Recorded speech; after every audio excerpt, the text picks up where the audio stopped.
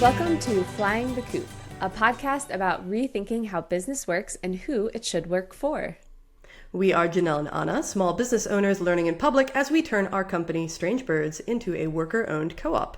Today, we are interviewing Noah Scalin, the founding partner of Another Limited Rebellion, an organization that uses artistic practices to cultivate meaningful growth and change in individuals, organizations, and communities. Noah and his team believes that creativity is innate in all of us. It's a human trait that we are all born with. The distinction that they make is thinking of it as a skill that you can develop and practice rather than a just fixed in one place talent. Noah is also known for his Skull a Day project, creating over 100 different skulls from material ranging from paper, food, foliage, and more. We were connected to Noah through Haley Boning, which seems to be a theme on this show. This is a second guest that Haley was like, you should talk to them. We're so happy to talk to him about creativity and maybe some space pirates. We'll see where this interview goes. So to get into it, Noah, we're going to start off big. How do you define creativity? Oh, yeah. Start with the easy question. Easy question. Yeah. Define creativity. I mean, there's a lot of ways people talk about it. I think of it as sort of having to do with human expression and how we sort of solve problems. So I guess I don't have a great simple explanation for it. When I speak in the sort of corporate consulting work I do, which is the company you're mentioning, I talk about creativity as sort of like the fertile soil that allows us to turn ideas into actual tangible things in the world, which is a little bit of a different way to think of it, but I like using metaphor, and I think it helps people sort of think about, like, you know, everybody has ideas, but they don't all become things, and so there's some kind of action that happens in there. So it's not just about ideas; it's about something more than that. And I think that's where, like, creativity is this sort of unique human trait where we can sort of see things and put things together in new ways that create things that haven't existed before in some way. And that also it's hard because it sort of flows into the innovation space. So again, in the corporate space, what's hard is, as a fine artist, I think about it a little differently. So there's sort of different ways to approach it.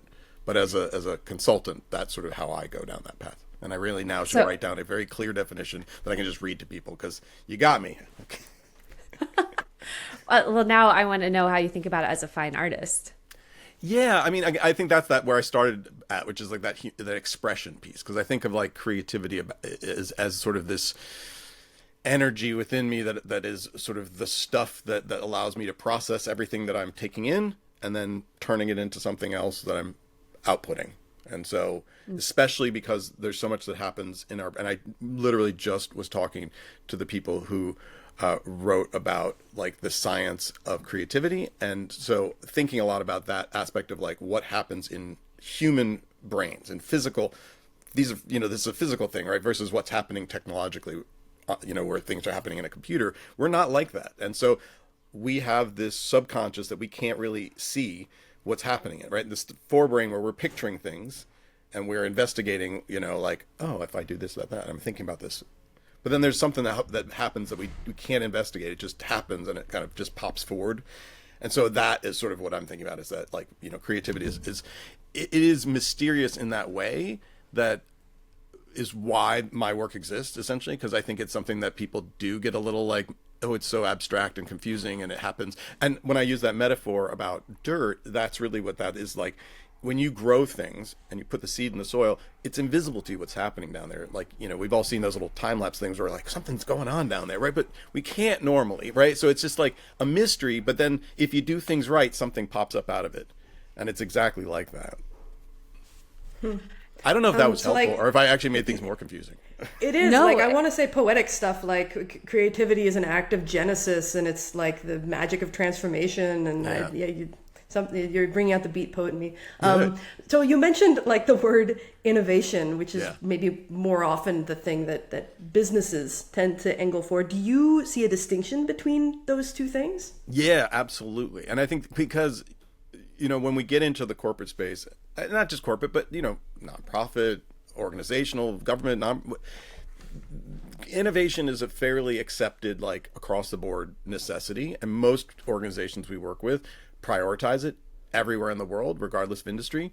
And I think, people can get behind it, but that's that linear piece of like, we do this and we get this, and this is going to get us more money or more people or more success or whatever it is. And so innovations sort of fall in that space of like the tangible thing, but it's the creativity that allows you to get to that thing. And so it is more of the connective tissue, right? That's like, we have ideas, we have innovations, but what's between those two things? And what often happens in the business space is they say they want innovation. It's a priority, and it is, because how are you going to deal with the next crazy thing that happens that we're not prepared for?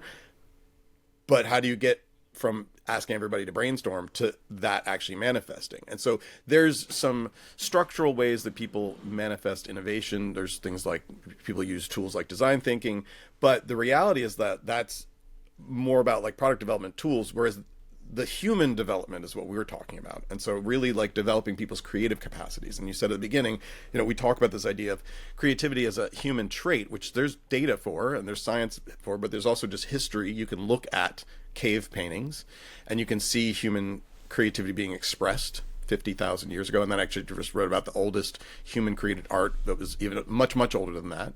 And so knowing that we're creative beings and this is something we do, but what happened between then and now is this change around prioritization, right? Where we said the arts are optional, the arts are for elite people, the arts are special in some way that only people who have some magical talent can utilize, and maybe it's not for you. And so we're living in the result of that sort of shift, and it's detrimental. So I feel like I've gone off on a tangent here. Am I still answering your question? I actually wanted you to talk a little bit more about what shift do you mean of it being like this creativity as it's only for the select few, and because how you approach creativity, it's something that's within all of us and can be trained. Yeah. Right. So how is that shift become detrimental, and what are things that we can do to bring us back to it's within all of us? We just need space to let our little plant grow in the soil. Yeah. Well, so it's interesting. Again, I literally just talked to, so I should shout them out, Ivy Ross and Susan Magsamen, who wrote Your Brain on Art. Did I get the title right? Oh my gosh. Like that's my brain. Edit that out if I said the wrong title. What is it called? I literally we'll look it just up after. them. They talk about how in like indigenous populations, indigenous societies, like there is no art because art is just what you do and live. Like it isn't a separate concept. It's just an expression, and every culture creates art. They make pottery, they make clothing, they make expressions of themselves this way, but they don't think of it as other. It is what humans do.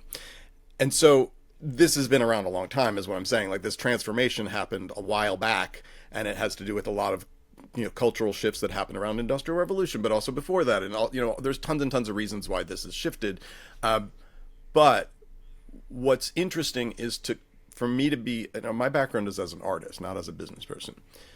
So to go into these very corporate spaces and see people struggling to solve problems, and for me to realize that like I was lucky as an artist, I was trained with a set of skills for problem solving.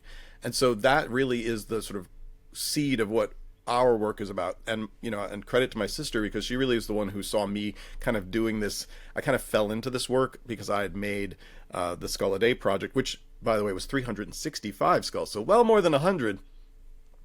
Hey. And so, but though that project had led me to these random opportunities to like talk to business people where I was like, I don't know why I'm doing this, but okay, I'll do it. And then as I was listening to the people who were contextualizing it, I was like, oh wow, right. Like I don't have a perspective of this because as an artist, I just know that this is, you make stuff and but my story I share them is about my own experience of being stuck and getting out of a creative rut and what I had to learn to discover how creativity worked and where it came from. So to be able to share that then with people who are in spaces that are non-traditionally creative, and are being told be innovators. So then it's like, how do we give them this information that they have this capacity? And part of it is helping people recognize that like this is in you, and the evidence is look at the children around you, the children in your lives, and remember that you were a child too. It's simple, right? Kids are creative. You see them being creative. That was you. So how do you tap back into that? and there's just so much working against it because culturally, societally, we've just said it's unless you're lucky. My parents are both artists. I'm lucky. So there was no, if I wanted to study art, I can study art. I can do art jobs. But that's rare. And the way I often talk about it is, do you know the book Drawing on the Right Side of the Brain? Yes. Oh, rings a bell. It's a classic book about how to draw. Amazing. If anybody wants to learn to draw as an adult and is struggling, that book and the work in it is amazing, fundamental. But what she talks about in the introduction, which I'll never forget, was that she's like, if you taught reading the way you teach art currently, you would hand a child a book and say, does this interest you? No? Never mind then. And we would never do that. We know that you need to read. And so what I'd say is, you aren't in English class to become an author. And so you aren't in art class to become an artist. But, right, what happens is that's how it gets pitched to people, is like, well, but what you were being taught was a set of, developing this capacity you already have and a set of skills that are extremely useful. And that's what we found in our work, was like, this is what people are craving for, just absolutely desperately needing. And so to be able to help people see that, like, they've got that capacity and that they can grow it easily with just practice. That's our motto, is creativity is a practice at the company, because it's just a simple concept and people get it. But it's like anything, like, you want to be good at something, you got to actually work at it. And so there is that component to it. But we do our best to lower the barrier to entry and really be like, let's do really, really small little things that allow you to access this and discover what you could do. Okay, so I've got a tough one that's kind of been rattling around in my head. I'm sold on the value of creativity as like a deeply human thing. The gas in the tank, the fertility in the soil, whatever you want to call it, that allows us to transform in ways that are uniquely human. Great. You have to go and make the business case to enterprises to invest in this. And I know that you just gave a talk on the ROI of creativity. I'm super curious to hear more about that. And I'm also cautious about reducing creativity just to what it equates to on the bottom line. Right. I'd be so curious to hear more. Right. So you're the opposite of my corporate clients, right? Because you're like, let's not reduce this to that. They're like, give us the dollar amount of exactly how much extra we're going to get for investing in it, right? So to be clear, right, as an artist, I have never encountered the term ROI before getting into this world, right? It just, no one asked me what the return on investment is for what I do. So I had to learn this term, and it came up because people would ask me that when we went to do work with them, just like you're asking, like, how do you define this for us? And so we developed a talk around this that I've been giving a lot, and then we actually just did the ROI of Creativity Summit, where we had many speakers come, and every one of them we asked this question of. And we asked this question because it's a curious thing to hear how everybody gets to it. But the way that we really talk about it is like, I try to actually unask the question, if that makes sense. Like, I basically say, I posit this as the question: what's the ROI of creativity, at the beginning of my talk? And by the end of my talk, I'm like, can we look at this question again and realize how ridiculous it is to ask at all? And so my corollary is like, what's the ROI of electricity? I mean, you could factor it in, you could figure it out, you could do the math, but what company would waste their time being like, let's prove that electricity is valuable in our organization? Well, you literally can't get your work done. It should be the same thing. And so that's really what we want people to lead with, is like, instead of asking that question, ask a different question, which is like, what happens if you don't have the creativity you need in your organization? And then how will you get the creativity you need? And that's why I like other people answering it for us, because they really had some great perspectives on how to talk about it. But in the end, like, it is just so foundational in this way that it is a mistake to treat it as, and this is something that happened to me, where people talk about it as this sort of bonus, as the like frosting on top of the cake. And it's like, no, it's an ingredient in the cake that if you don't have, the cake doesn't exist. And so taking that shift, with a different metaphor, but you're taking that shift to get people to understand that, like, the approach to it is wrong. And that's culturally a thing, that because we do, right, we just treat it that way. It's like design is like some kind of extra, and that as if it weren't part of this internal, thing. So we very often are talking about process over product in our work. Like that's how we approach it. So really say, this isn't about your product. It's about how you get there. What happens along the way. So we can't talk about, I feel like we can't talk about creativity without talking about AI right now. Of course. And I view AI as like the polar opposite of creativity. How are conversations, I'm curious how conversations with enterprise, corporate world is shifting when they think about creativity. I feel like it's put against AI, right? Well, AI can create images now. And you're like, cool. Yeah. But how are you asking it, right? So Right. how, with the trend toward automation, Yeah. where does creativity sit now, Yeah. in your opinion? Well, so again, having just done the ROI of Creativity Sub and asked, we had 7 different people that were guests, this exact question, like how has your thinking shifted now that Gen AI tools are sort of in the public's hands and being used all the time? And it's great because there was a range of answers. And I think the consensus, which is where I sort of come at it, is that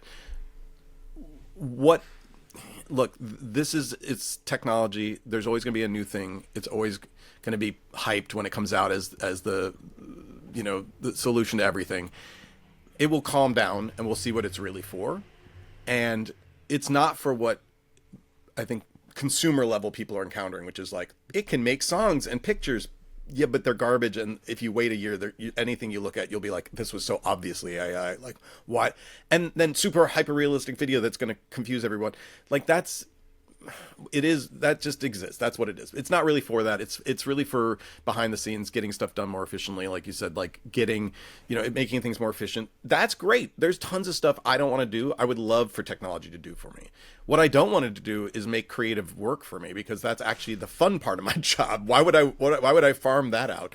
Nor do we want it to, because it's not human. So they have no human expression or emotion to share. They can mimic it, but it has no soul. So there is something deeply fundamentally missing if that's what you want from it, which I don't think people really do. Like, I think you don't really want to read books written by AI. They're not going to be good. They're going to be like just words that have been strung together.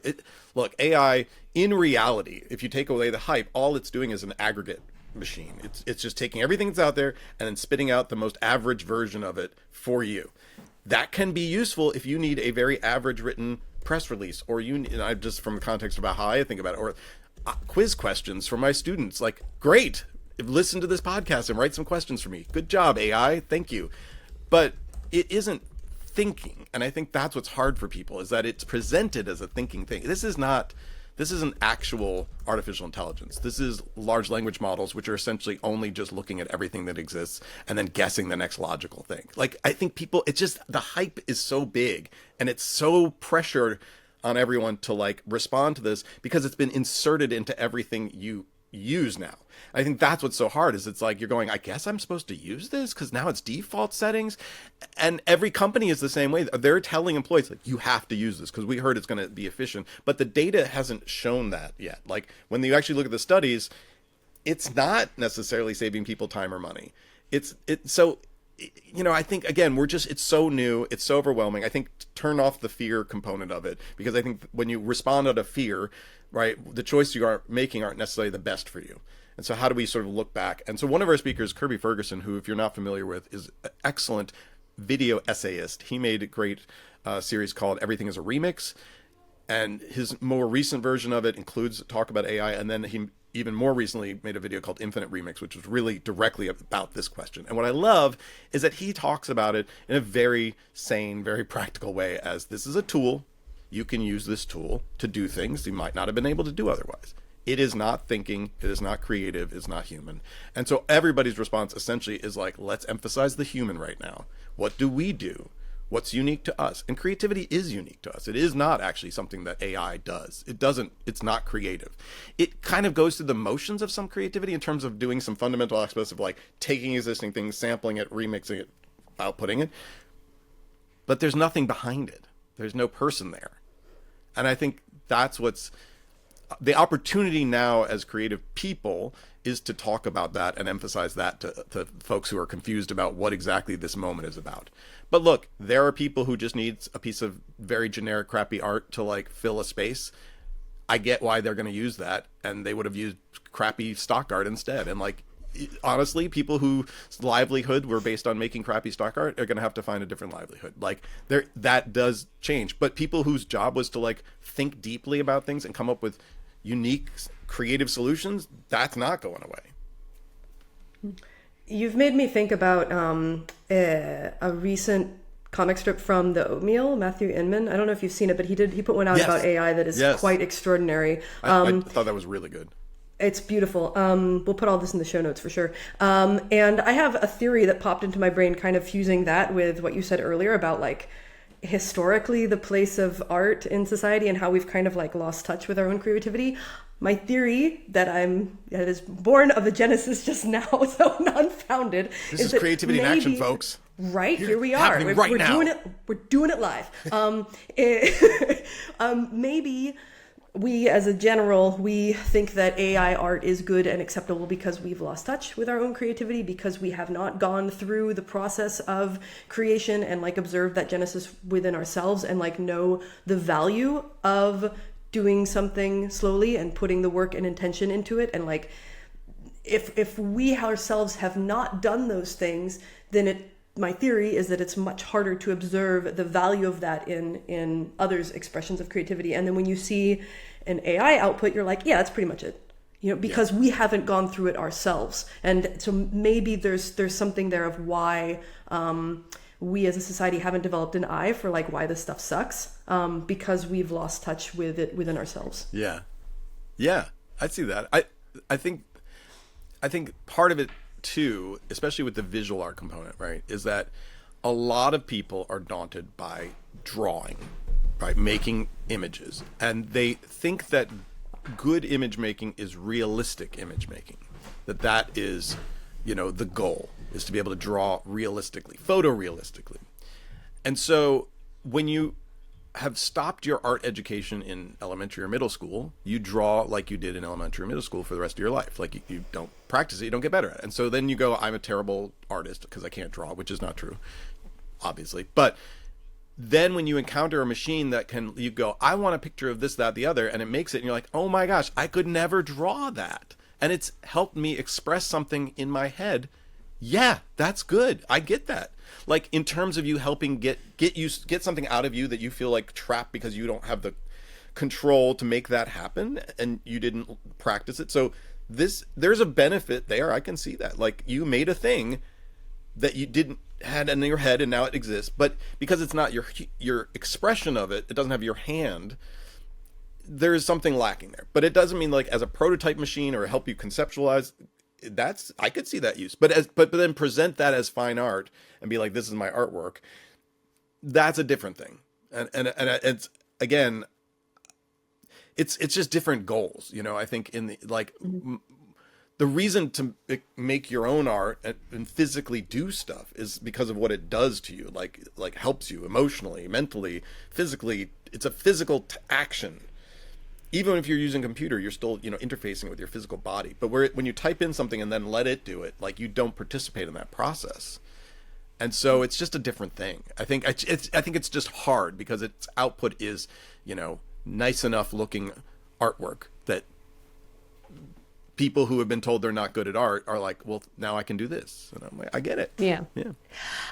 So I was wondering, going back to the summit, the ROI of Creativity Summit, Yeah. I thought the tagline personally was really interesting, right? It was specifically unlocking human capacity in the age of AI. And I wanted to ask you, when we're thinking about the business world, right? Why is it capacity and not creativity? Why is it not unlocking human creativity? It's unlocking human capacity. We're word people, so I was why? Okay, I would my love sister to know. wrote the tagline, so I would have to default to her to tell you the exact reason. But I do think, we wrote that and we did this summit specifically with, business clients in mind. And I think what we're trying to help them understand is that creativity, as I was saying, is like not the special sauce that you dip, put on top, but it's this inherent ability within each individual in an organization. So that's what we talk about capacity, because I think it's really about like saying that like when you develop the creative capacity of your employees and your leadership yourself, you benefit across the board, and it's a much bigger benefit than a one-to-one relationship of like, do this, get that, I add this, I get 10% more, I made more money. It's just not that, because when people are approaching your work with a different mindset, with new neural pathways, because they've engaged in creative activities, then they will find new solutions you didn't even know could have existed. They won't just solve the problems that are right in front of them, they're going to solve other problems you didn't even know about, and they're going to give you more, and it's so much exponentially greater. So I think helping them get that headspace around, does that make sense? Yeah, it makes a lot of sense. I think it reminds me of the times. So I do enjoy creative writing. However, most of the output that we do at Strange Birds is writing. So it's really hard for me to access more writing when I'm not working. But I notice that my work and business suffers immensely when I don't do any creative work outside of it. So when I am specifically not doing a creative act outside of work, I am slower. Like if we want to measure creativity, it is phenomenal how much slower I am in doing my job when I am not being creative outside of my job. It is like a train, like an old coal train chugging along versus like a high speed train where you can get there in an hour. Super different. Yes. I was just thinking about how many metaphors we're using. I love it. Like So many metaphors. Are we all creatives? Let's give you another metaphor. This time it's trains. Okay, so when I got out of college, I worked as in this graphic design field, doing illustration, marketing, branding, all this stuff, and worked for other people and then worked for myself. And it was after a dozen years working professionally as a creative that I burned out, and it was partially to what you're describing, which is I wasn't making anything for myself. I was just working for clients. It was all about deadlines and what their needs were. And I had a great design mindset about like, tell me your needs, who's the audience, let me solve your problem. And it's fun because it's problem solving. But as a creative being, it wasn't satisfying me. And so then when I did the Skull a Day project, that was my attempt to like get myself doing for myself again. And so exactly to your point, making skulls every day for myself became a thing that transformed how I worked. And so then all my work got better, and I got more opportunities, and things became different. And it was exactly to your point. Like I needed to do it for myself.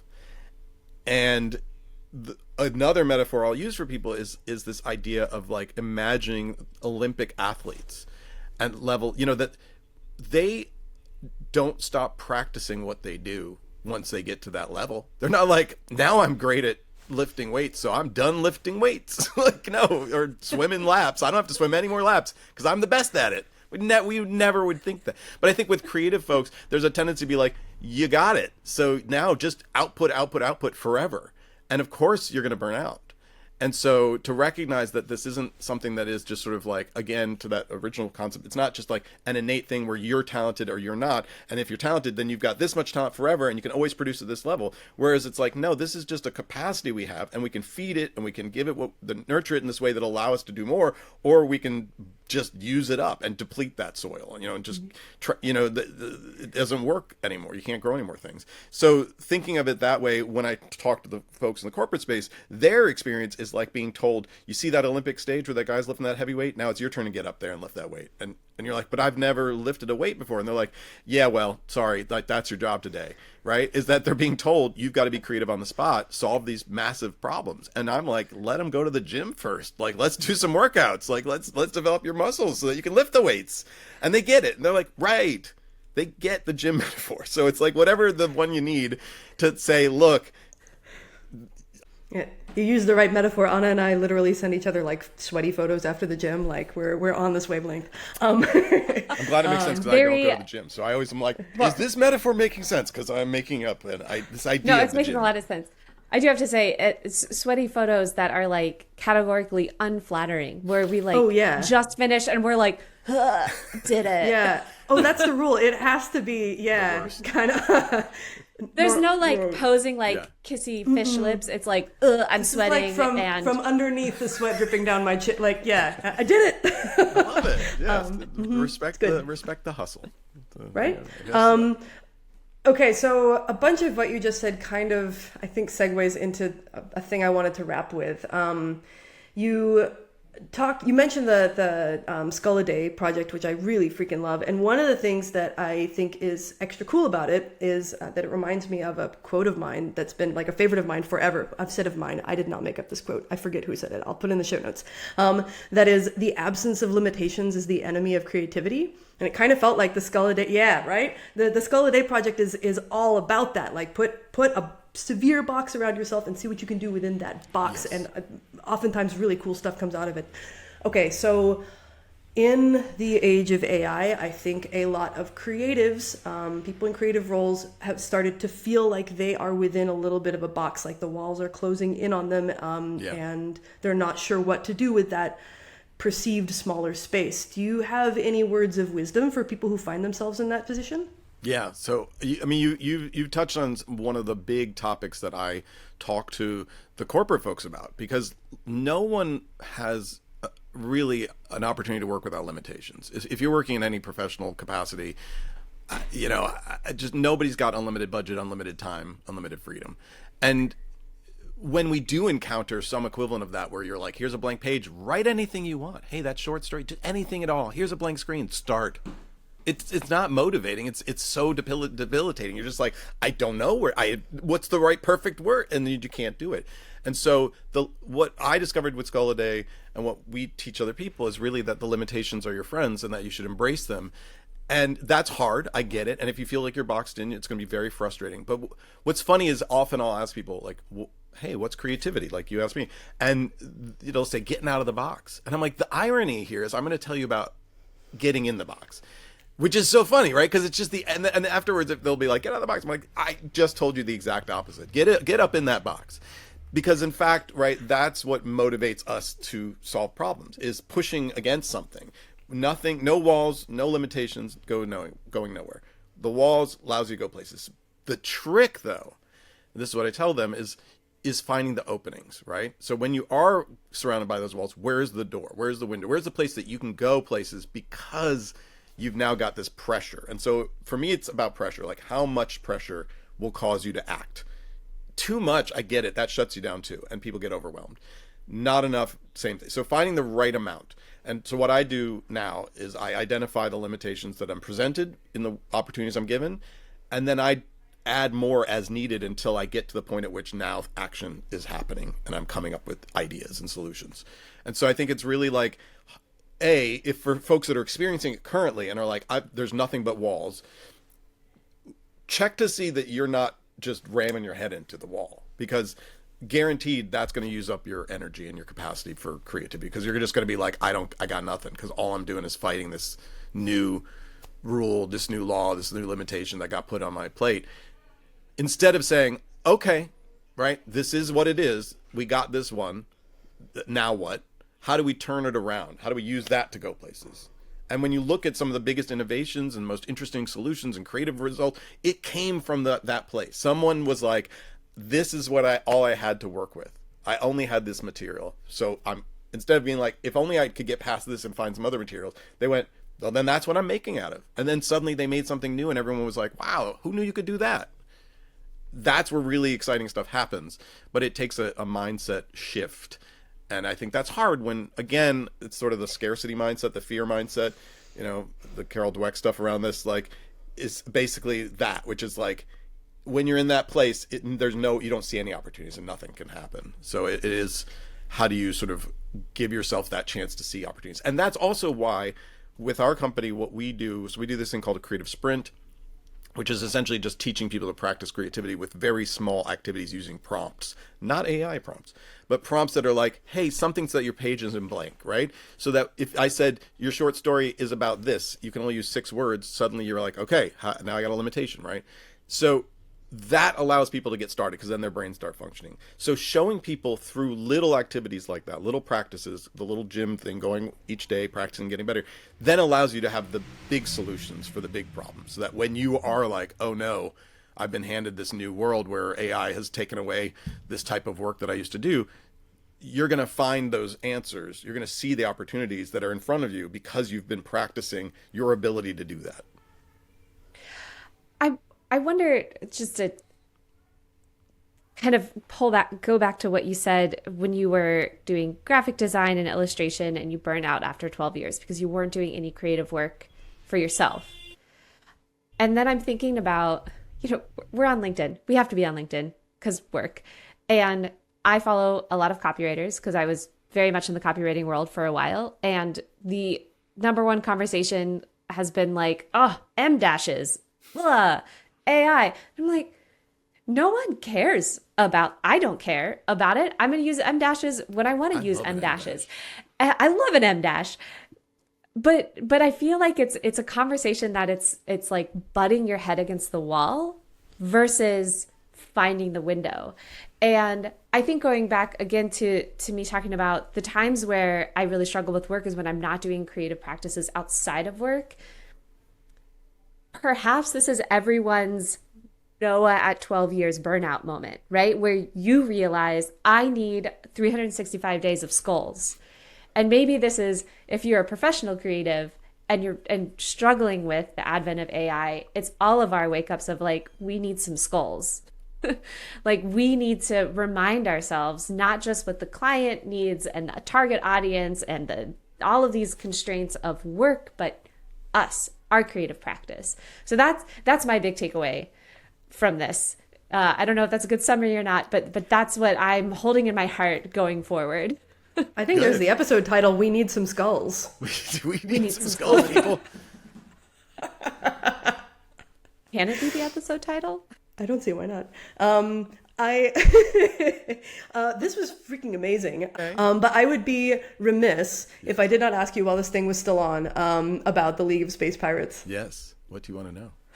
I am a space pirate. Yes. Why is it so awesome? Like I put on your Bandcamp and I put on the Bandcamp in the background and then it just like kept on repeating itself and I like kind of didn't notice because I mean these are bops. Oh yay! So glad to hear that. We just recorded our new album. We're in the mixing stages, and those new tracks, I can't wait for people to hear them. They're so good. We played them live the other day. So League of Space Pirates is my 20+ year old collaborative art science fiction universe band thing. It started as a phrase. It started because I was trying to decide on a pair of shoes to buy. And I was like, which pair of shoes should I buy? And I said, well, then what reasoning do I have to buy one over the other? And it was like, oh, which one is more space pirate? And that was my decision. I was like, that's the answer. So then that turned into, okay, I'm going to make a League of Space Pirates like concept movie or something, like idea. And so I think the first iteration was a sticker. So, it went from being a sticker to a theoretical band to a band that existed in real life to a massive, complicated universe with a big backstory that many, many authors have worked on. We've released a book of short stories. We've released albums. We have comic book records. I'm working on a podcast right now. So it's just I think that's the creative outlet that, even though I do fine art as well, I also need yet another thing beyond that because creativity, I think, again, we put everything in boxes in terms of like, you're an artist, you're this, you're that, you're a visual artist, but creative expression is what it is. And I like to do all creative expression. So I write and I make art and I visual art and I dance so who cares which one it is? So, but the problem is that if I'm focused on a visual art career, then I'm missing all this other stuff. So Space Pirates allows me to have more collaborative work. It has music, which I love, and singing and performing, which is not my favorite thing, but as a character I can do. But it's just, it's like it just encompasses, and I love science fiction. And so it just allowed me to sort of have all my other interests go into this other bucket that doesn't make any money and may never, and it doesn't have to, because that's the hard thing, I think, as a creative professional is you got to make a living, and you can make it either by doing something else or doing creative work. And I've always wanted to make a living doing creative work. So I figured that out in a variety of ways. But having that be a requirement, there's just certain art that doesn't make money. And you know, being in a band when you're not 20 years old and able to get in a van and tour is one of those. Like, you're just not going to be making money doing a band. So it's got to be about something else. And I've been very lucky to have collaborators who have come onto the project and been part of it for many, many, many years. And we, you know, once a week go to my basement that looks like a spaceship set, and we, you know, rock out, and then we go and, you know, play 4 shows a year. And we went to the studio, we recorded 10 new songs, and we're in the process of making an album. It's just a fun process to have going on in the background. Like, ooh, let's come up with, you know, the tracking order now, and let's think about the album cover, and let's, you know, that's a fun thing for my brain to do. To your point about like the stuff you do outside, and that also means that I don't have to then wish that this came somehow from my other part of my life. That, like, if I'm lacking that in my work life, I'm not like, work. I'm just like, switch, go to this. And that's what I like to do. I like to have lots of things to jump around to. And sometimes it's too many things, but I thrive on a lot. So I do better. I'm not good if I've got only one thing going on. I kind of, the battery sort of drains out. But if I've got a lot going on, then I'm good. You should play one of your 4 shows a year in Barcelona. I'll help you find a venue. Oh, yeah, bring us. That's where I am. I don't know if you had that context. Oh, I did not understand, but I was like, sure, why not Barcelona? Yeah, sure, Barcelona. I like Barcelona. I've never been, so you want to bring 7 band members and all our gear out there? Let's do it. Yeah, no sweat. Flying the Coop is brought to you by Strange Birds, a strategic messaging co-op for businesses who care loudly. From websites to onboarding flows, launches to long-term strategy, if you want your brand, offers, and experience to tell the same story, we can help. Find us at strangebirds.land.